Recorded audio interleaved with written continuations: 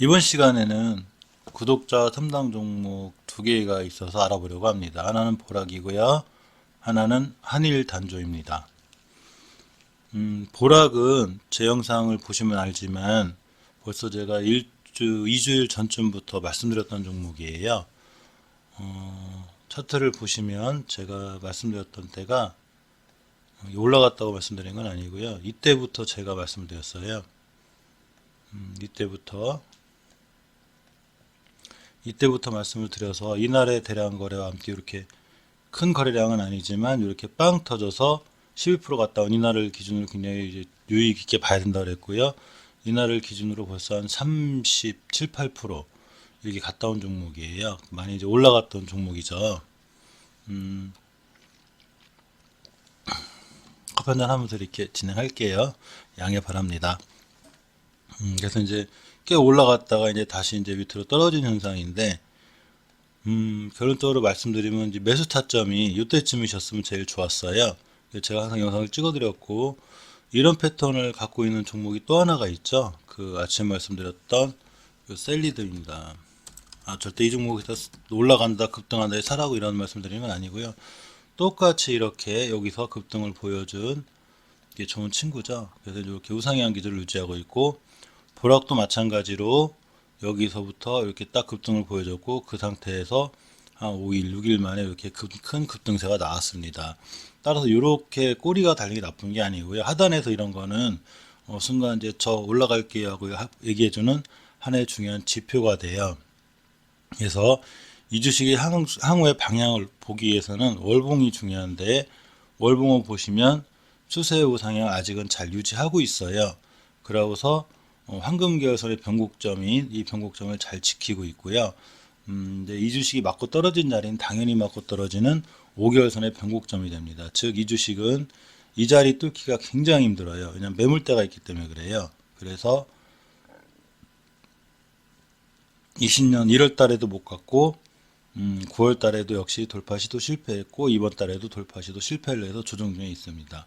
단 조정의 폭이 아직은 보락 같은 경우에 황금계열선 변곡점 근처에 있고 이 중요한 자리에 작업을 끝내놓은 상태이기 때문에 아직은 괜찮아 보입니다. 이렇게 이 보락이 하는 일에 대해서 집중할 필요가 있는데, 코로나 관련 주기도 해요. 왜 그러냐면 여기 보시면 식품 첨가물 및 의료의약품 제조라고 되어 있는데, 원료 의료의약품에 주목할 필요가 있어요. 이게 제가 알기로는 손세정제 같은 그 원료 여기에 아마 들어가는 걸로 알고 있습니다.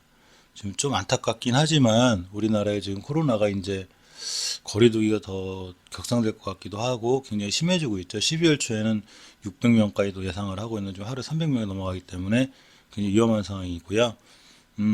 현금 유보율이 265%의 부채 비율이 나름대로 탄탄한 회사고, 그러고 이렇게 배당도 줍니다. 또 배당 관련주로도 약간 좋은 영향이 있고요. 근데 올해 배당을 줄지 안 줄지는 아직 공시를 봐야 알죠. 금감원 공시를 한번 볼게요.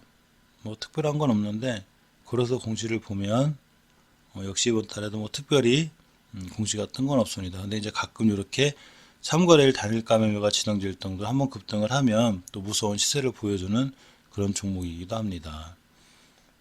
지분 분석을 봐도 뭐 특별히 변화될 만한 건 근간에 보이지 않고요. 이렇게 특별히 재무에 관한 기본적인 관한 분석에서는 별 특별한 영향은 없습니다. 기술적으로 보면 일봉에서 일단 5일선을 이탈한 상태예요. 그렇지만 이 주식은 이 변곡점, 이 11선에 대한 변곡점을 단단히 지키고 있고요. 또 하나 중요한 자리가 주봉에서 보시면 이 5주선 이탈을 하지 않아야 되는데 저번 주에 옷을 딛고 있났고, 이번 주에 중요한 여기 5선의 변곡점이 하나 있어요. 요 위에서 잘 끝나줬어요. 주식이 보시면 이렇게 굉장히 잘 끝나준 상태입니다. 이래서 이 주식은 두 가지의 중요한 의미 있는 자리가 있는데, 이렇게 5주선 밑으로 내려오게 되면 다시 박스권 하단으로 들어와서 이제 추세 하향이 확정이 되는데 아직 들어오지 않았고요. 일봉에서도 5일선을 깼기 때문에 11선까지 살짝 밀렸다가 다시 양봉이 떠줘서 옆으로 가면 이 5일선과 11선이 만나는 이격이 줄어드는 현상이 생겨요. 여기 이렇게 만납니다. 둘이 만나면서 여기서 양봉이 떠서 빨갛게 떠서 다시 턴을 해주면 저 추가 상승률이 보이는데, 만약에 이게 주봉의 다음 주에 시장 상황에 따라서 우주선까지 밀고 내려 여기 갭이 있죠. 내려서 깨버리면 박스권 하단에 갇히게 됩니다.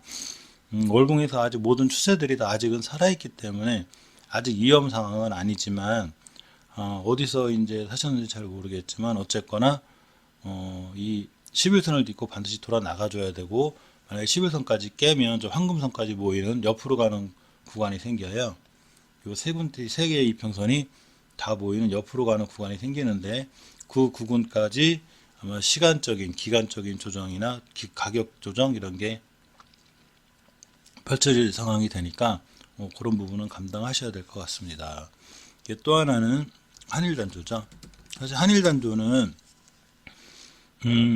방산 관련주로 많이 움직이고, 빅텍이나 스페코 같은 방산 관련주들이 움직일 때 따라서 움직이는 굉장히 그 대북 관련주죠. 이제 우리나라하고 북한하고 사이가 안 좋을 때마다, 그래서 이제 이렇게 그 김여정 우리나라 압박을 가할 때 여기에 큰 시세를 주었던 빅텍 스페코 날아갈 때 같이 날아갔던 그런 종목입니다. 근데 이 친구가 웃긴 거는, 이 회사에서 하는 일을 보면 이렇게 이게 당연히 방위산업 분야가 있고요. 또 하나 조선 항공 부품 등을 생산 공급하는 게 있는데, 이 부분 때문에 이 친구가 풍력 관련주에도 살짝 엮여 있어요. 그래가지고 이제 풍력 관련주가 날아갈 때 같이 날아가는데, 역시 풍력 관련주의 대장은 유니슨이나 동국 SNC가 되죠. 그렇기 때문에 이 친구는 같이 껴서 가긴 해도 그만큼의 큰 시세 나는 중간적인 위치에 있습니다. 근데 이 친구가 일봉에서 좋은 게 있어요. 옆으로 가는 주식을 저는 상당히 좋아하는데, 고점에서 말고 저점일 때 얘기입니다. 이렇게 옆으로 가고 있으면서 이 황금선을 잘 안 깨고 있어요. 즉, 이 주식은 이 황금선만 이탈하지 않으면 아직은 굉장히 안정적인 주식이고요. 월봉에서도 이렇게 남북 대북 관련주가 엮였을 때 그냥 날아가서 이 엄청난 큰 시세를 냈죠. 그 다음에 이제 김정은이 그만해라 하면서 뚝 떨어지고 다시 가긴 하는데, 큰 이탈을 하지 않고 대세 하락이 확정이 되는 5개월 선을 잘 따라 올라가고 있어요. 이 얘기는 이 주식이 아직은 괜찮다는 얘기입니다. 그리고 중요한 지지선이 있는데, 이 밑으로 내려오면 이 주식은 대세 하락이 되는데, 우리나라 코스닥 코스피 지수가 좋듯이 역시 이 주식은 이 밑으로 내려오지 않고 있습니다. 이미 이 밑에 매물대 작업이 끝난 거죠. 그러니까 이 밑으로 내려오지 않는 한은 안전한 주식이고요. 월봉에서 보시면 중요한 변곡점 하나 두 개가 있는데, 이 지점 뚫기가 되게 힘들어요. 두 개를. 그래서 이 지점 맞고 떨어졌을 때가 한번 이렇게 떨어졌고, 당연히 지금 못 뚫고 있습니다. 저번 달에도 못 뚫었고 이번 달에도 역시 여기까지 갖다 놨는데, 가격으로 보시면 2206원대가 돼요. 그래서 일봉에서 아직 이렇게 옆으로 가는 상황은 좋은 거고요. 한 번 좀 슈팅이 나오면 어디까지 나오냐면 여기까지 나올 수 있습니다. 가격으로는 2,400원대가 돼요. 그래서 2,400원대쯤 슈팅이 나올 때 이제 거래량을 좀 봐야 되는데, 이런 앞전에 모든 거래량을 다 돌파하고 이제 좀 뚫어준다면 당연히 홀딩이고요. 이 앞전의 거래량을 돌파하지 못한 상태에서 요까지 가서 떨어진다면 요쯤에서 수익 실현을 하시는 게 가장 좋습니다. 간단하게 이제 구독자 상단 종목 중에 한일단조하고 보라기 대사 알아봤고요. 사실 이 보라는 굉장히 좋은 종목이었어요. 예전에 제가 항상 이제 이때쯤에 항상 관심을 갖기를 내가 바랬거든요.